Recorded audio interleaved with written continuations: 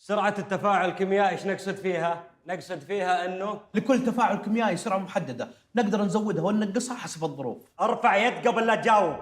بعدين ما انت ملاحظ دائما تقاطعني قدام زملائك الطلاب؟ عيب عليك، ايش رايك تجي بمكاني واروح بمكانك؟ ندري انك فاهم كيمياء. ما أقصد يا أستاذ، بس الكيمياء لعبتي وأحبها، وعندي موضوع بسيط أبيك تخدمني فيه. اي موضوع ما يخص مادة الكيمياء تعال لي بعد الحصة. خلنا نكمل الشرح للزملاء. يا أستاذ الموضوع يخص مادة الكيمياء، بس أنت هد واسمعني. أبيك توديني المختبر، عندي تجربة واثق من نجاحها من زمان. اختراع ايش؟ اختراع محلول يحول الورق إلى قماش. الموضوع دارسه يا أستاذ ومدركه، بس أحتاج تطبيقة علمية. تكفى يا عامر بن حيان. عامر بن حيان قوية والله يا استاذ. من زود الحماس بيصير عالم خوينا.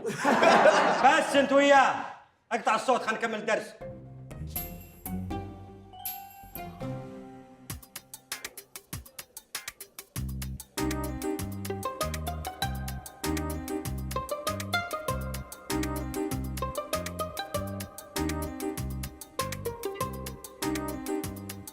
يا عيال تعالوا شوفوا من التواضع نزل معنا المسح اليوم. العالم عامر بن الحيان براسه. اقول دزها انت وياه لا يقوم البوكس الحين. عالم رايحين ضربات. عالم طرقن عن خشمك، تفهم ولا ما تفهم؟ انت عقب انت. تعال يا ابوي اهدى سيبك منه.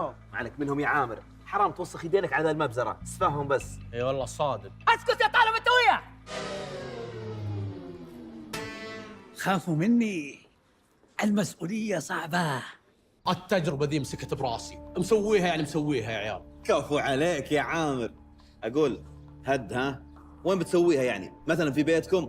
يا ابن الحلال يبغى لها مختبر، يبغى لها معدات، صمها وانا اخوك ها. اقول صمها انت بس، وش اللي معدات؟ توظف موتر انت، اسمها ادوات مختبريه.